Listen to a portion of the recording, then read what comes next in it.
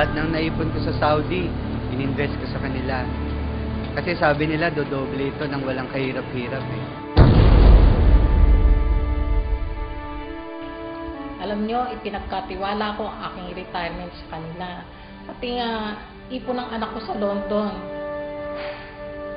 Pati nga, mga hipag ko sa Amerika. Ikinumbisi ko rin mag-invest sa kanila. Wala rin.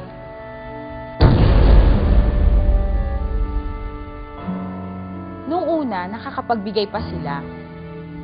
Nakuha ko pa yung cheque na kinita ng pera ko supposedly. But after 1 year, pinabalik-balik ako. At kung kani-kanino na ako itinuro-turo. Paano na kami ngayon? Saan ako lalapit? Lahat ng pinaghirapan ng pamilya ko napunta lang sa wala. Ano nang kakainin ng pamilya ko?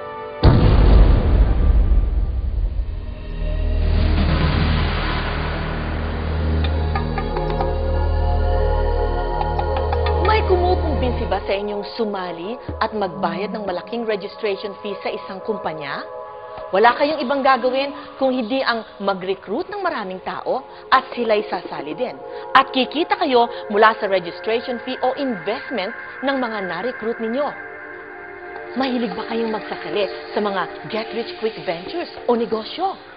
Mag-ingat, baka kayo na ang susunod na biktima ng pyramid scam. Marami na sa ating mga kababayan ang nabiktima ng pyramid scams. Milyong-milyong pera ang nawala dahil sa sari-saring pangako ng mga manloloko. At ang mas nakakatakot pa dito ay kadalasan ang mga ordinaryong mamamayan ay napagkakamalan itong isang lehitimong negosyo. Kaya't napaka-importante na matutunan kung anong pagkakaiba ng lehitimong network marketing business sa isang pyramid scam. Sa pyramiding, ang mga kasali ay nag-aalok ng pagkakataong kumita sa pamamagitan ng pagre-recruit lamang ng mga bagong miyembro na handang mag-invest o magbayad ng registration fee para makasali sa naturang negosyo. Ang mabilisang kita ay galing sa puhunan o investment na ibinayad ng mga bagong recruits. Samantala, ang mga bagong recruits ay magkakaroon din ng pagkakataong kumita kung sila ay makaka-recruit din ng iba pa. Ang pyramiding ay illegal sapagkat ito ay likas na mapanlinlang o inherently deceptive. Dahil ang kinikita sa ganitong sistema ay mula lamang sa perang ipinupuhunan ng mga na-recruit at hindi sa pagbebenta ng anumang produkto. Tiyak na darating ang araw na mauubos ang mga maaring ma-recruit. At dahil dito, mahigpit na ipinagbabawal ng Article 53 ng Consumer Act of the Philippines ang paggamit ng anumang pyramiding scheme sa isang negosyo kahit ano pa man ang produktong ibinebenta. Ang Direct Selling Association of the Philippines o DSAP sa pakikipagtulungan sa Department of Trade and Industry ay naglunsad ng isang anti-pyramiding education campaign para sa inyong protection. Gaya ng kahit na anong negosyo, ang layunin ng isang legitimate direct selling o network marketing company ay ang pagbebenta ng kanilang lehitimong produkto. Kaya't ang ibinabayad na komisyon dito ay base sa product sales. Sa isang pyramid scam, ang pangunahing layunin ay ang pagre-recruit ng maraming tao at hindi ang pagbebenta ng produkto. Ang Direct Selling Association of the Philippines ay samahan ng mga lehitimong kumpanya na mahigpit na ipinatutupad ang legal na compensation plans ng bawat kumpanya at nagsasagawa ng tamang paraan ng negosyo ayon sa Code of Ethics ng World Federation of Direct Selling Associations. Para mapadali ang inyong pagkilatis, kung ang isang kumpanya ay lehitimo at hindi nanloloko, narito ang 8-point test na dapat pagbasihan ng inyong desisyon. Una, may produkto bang ibinebenta?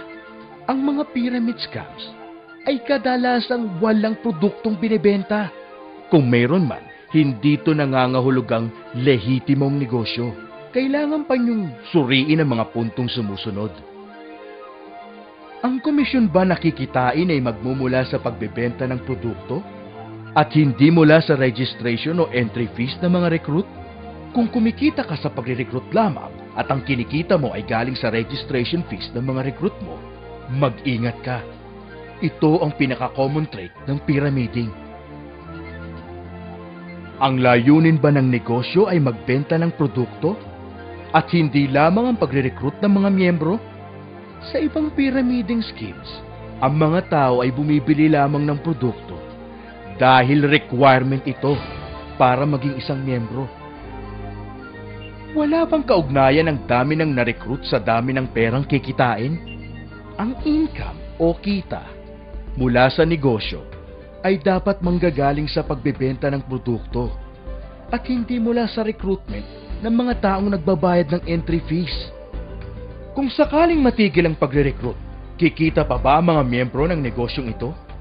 Kung recruitment lang ang pagkakakitaan, tiyak na madaling babagsak ang negosyo kapag wala ng miyembro ang nare-recruit at magbabayad ng entry fees. May protection ba ang sino mang aayaw sa negosyong ito at gustong maibalik ang perang ipinuhunan niya? May makatarungang product return policy ba ang negosyong ito? Sa punto naman ng pagpepresyo, may fair market value ba ang produktong ibinebenta?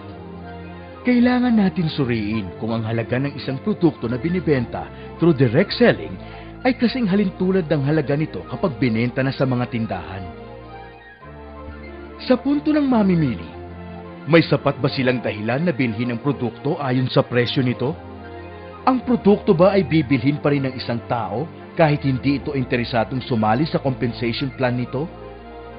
Sa punto ng prospective member, may sapat bang dahilan na magbayad ng registration fee o investment ayon sa tangible benefits na makukuha dito? Kung ang sagot ninyo sa lahat ng katanungan ng ating 8-point test ay oo, tiyak na lihitimo ang kumpanyang lumapit sa inyo. Pero, kung ang sagot nyo sa kahit isa ay hindi, naku, mag-ingat, malamang pyramiding ang negosyong ito. Para makatiyak, sumali lamang sa isang kumpanya na miyembro ng Direct Selling Association of the Philippines o DSAP. I have been in direct selling business for the past 30 years. Dito rin nagsimula ang pagbuo ko ng isang maganda at matatag na pamilya. Ang masishare ko lang ay talagang may pera sa direct selling at naging malaking tulong ang kinikita ko sa aking pamilya. Sa direct selling, kumikita ka sa pagbebenta ng iyong produkto. Mas malaki ang benta, mas malaki ang kita. Ang recruitment ay isang malaking bagay o tool para lumaki ang benta at kita mo. Sa direct selling, kumikita ka sa bawat benta mo at benta ng iyong recruit. Sa recruitment, dalawa ang dapat nating bigyan ng pansin. Kung ang purpose ng recruitment ay para palakihin ang benta, ito ay naayon sa structure ng direct selling. Ngunit kung ang recruitment ay upang mangolekta lang ng recruitment fees or membership fees at kikita ka na nang hindi ka na kailangang magbenta, ito po ay ang pyramiding at mahigpit na ipinagbabawal ng ating batas. Sa tagal ko po sa industriya ng direct selling, wala po akong alam na yumaman at tumagal sa pyramiding. Ang maipapayo ko lang po, pumili tayo ng kumpanyang lihitimo. Yung may pangalan na sa industriya ng direct selling. Inaanyayahan po namin kayong lahat na makipag-ugnayan sa Direct Selling Association of the Philippines at sa Department of Trade and Industry sa pagkontra ng mga pyramid scams. Kung kayo'y may katanungan o di kaya'y reklamo sa isang kumpanya o taong pinaghihinalaan niyong kasangkot sa pyramid scams, huwag magkatubiling tumawag sa DTI hotline number 897-7384 o mag-text sa DTI space comment at ipadala sa 2920 o mag-email sa i-reklamo@dti.gov.ph. Maaari rin kayong magsadya sa mga tanggapan ng DTI sa inyong mga probinsya.